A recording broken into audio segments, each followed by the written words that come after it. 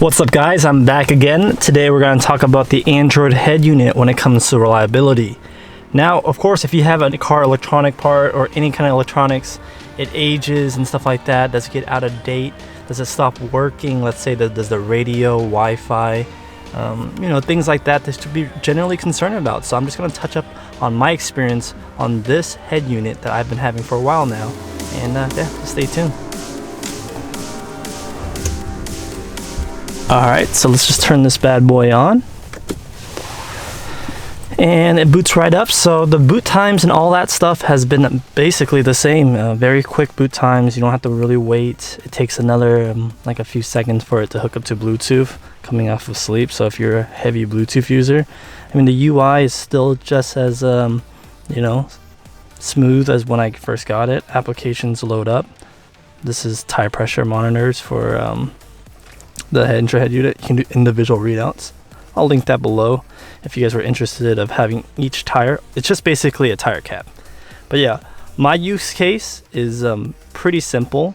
I use Android Auto every day. This is my daily commuter, so having it have Android Auto is very important to me. Right here, I'm just going to show you guys the go-to. So I load up autoplay, and then I have a USB right here. Let me get my phone. So I have my phone right here, plug it in, recognizes it, and then it starts connecting. So that's my go-to every morning, every time I go home from work and stuff like that. It shows I just plug in my phone and then forget about it. See, once your phone is plugged in, I use Android Auto exclusively, and honestly, I have no hiccups. Listen to music using Google Play Store. You can use Google Music, podcast is Pandora, YouTube Music, and then there's also Spotify too. As far as maps, I use maps a lot because when I'm driving and I'm commuting from day to work and stuff like that, I use Waze a lot, and it's nice to have red light cameras alerts. It's nice to have where the police are at and so forth, like accidents and stuff like that. So all I do is plug in this guy, and then there I'm off right there. I use everything. The rest of my experience is right here. So that's my use case. So let's say if you guys use Bluetooth a lot, radio, Wi-Fi and stuff like that. I don't do that personally. I'm just gonna turn off my headlights. I don't use that personally. I just use this Android adapter that I bought and the head unit itself. And I think that's literally probably the best way for the Android experience. Plug in your phone, you're good to go. Use everything from your phone onto the screen, so it's very snappy. For example, if I say, okay, Google, play Eminem. Sure, here's Eminem on Google Play Music. It's pretty fast, it's pretty quick. It also shows you who texted you and stuff like that. Woo! The bass hits hard still. So sound quality hasn't changed either. I actually have an amp, sub, and all that stuff too. So sound quality is on point. Of course, if you have crappy speakers and stuff like that, then your results may vary. So reliability when it comes to using USB ports, the display on and off, it's been great. As far as build quality, from what you can tell here, I use this every day. Like again, it's my daily driver. And there's no scratches on the glass display, which is nice, and it's still keeping it pretty clean from fingerprints and nothing unusual bubbling or anything like that. It's pretty much the way I got it.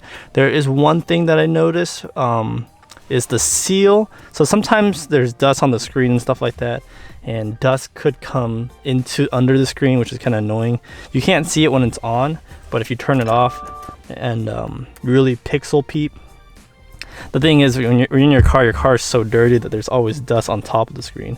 But then, so it's a problem. I literally just cleaned the screen before this video too. But there's some specks of dust within the screen, so that it's kind of annoying. But if you turn your car on, you can't really see it. And honestly, because there's always your car is always dusty naturally.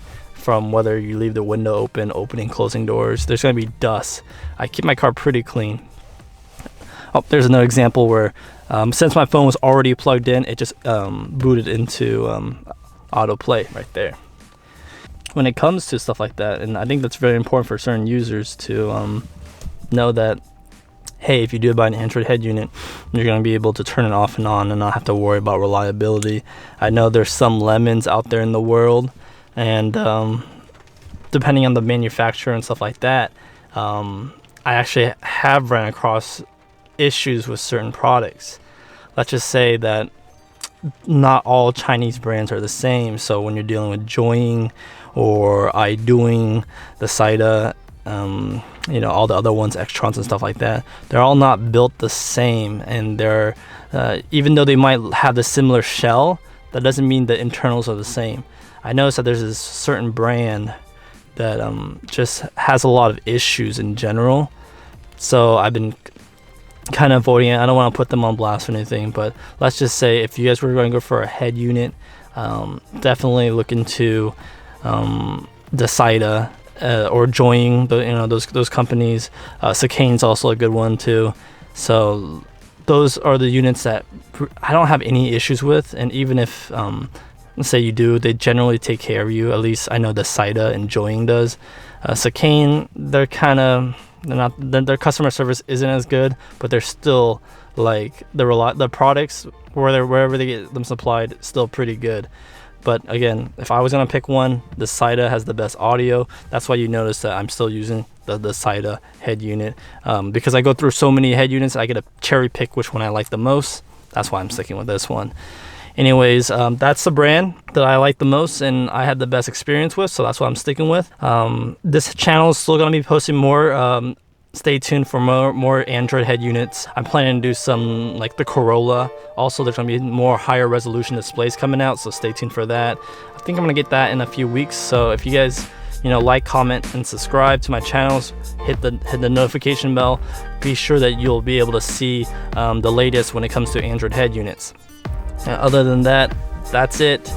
Again, in a nutshell, this is a dope unit, and I mean, it's not perfect, but it's pretty damn good, and honestly my favorite mod for my car.